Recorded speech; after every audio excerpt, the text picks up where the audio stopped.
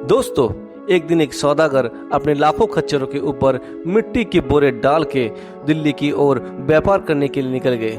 जब वो रेगिस्तान पहुंचे तो उनकी आधी मिट्टी बिक चुकी थी। उतने पे मुनीब आके पूछने लगे, सरदार इस खाली बोरी का क्या करें?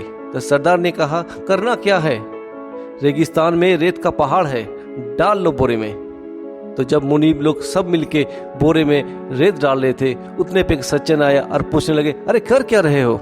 मुनीब ने कहा कि वजन को एक समान कर रहा हूँ। तो सज्जन ने बोला, अरे इससे अच्छा तो मिट्टी को आधा आधा करके बाकी बोरे में डाल लो, तो कुछ खच्चर आराम से दिल्ली पहुंच पाएंगे।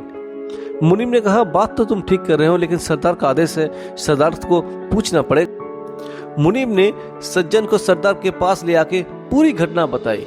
तो सरदार पूछे, तुम करते क्या हो और कहाँ से आ रहे हो? सज्जन ने कहा, मैं भी एक व्यापारी हूँ, मैं भी दिल्ली से आ रहा हूँ, मेरा व्यापार ठीक से जमा नहीं, इसलिए घर वापस जा रहा हूँ। सरदार थोड़ी देर सोच के फिर कहने लगे कि तुम्हारे लॉस का कारण, तुम्हारे घाटे का कारण तुम्हारा डिसीजन है, तुम्हारा अपना विचार बुद्धि है। अगर तुम्हारे विचार बुद्धि में दम होता तो तुम जरूर व्यवसाय में प्रॉफिट करते और एक बड़े व्यवसायदार बनते, जो तुम बन नहीं पाए।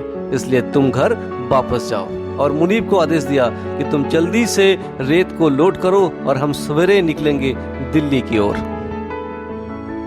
इधर दिल्ली के सुल्तान की तबीयत अचानक से बिगड़ गई।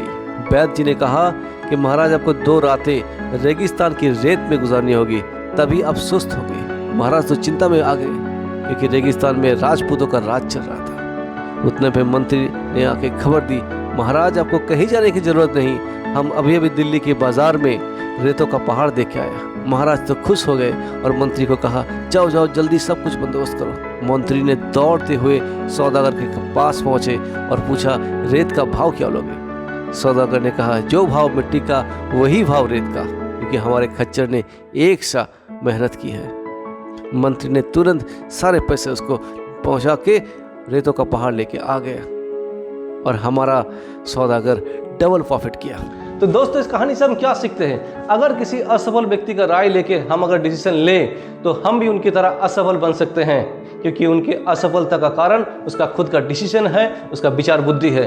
और अगर हम किसी सफल आदमी का बात सुनते हैं, उनका राय लेके आगे बढ़ते हैं, तो हम भी सफलता प्राप्त कर सकते हैं। और जब भी कभी डिसीजन लेने का टाइम आए और हार्ट और माइंड में संघर्ष हो, तो always follow your heart to achieve greatness in life.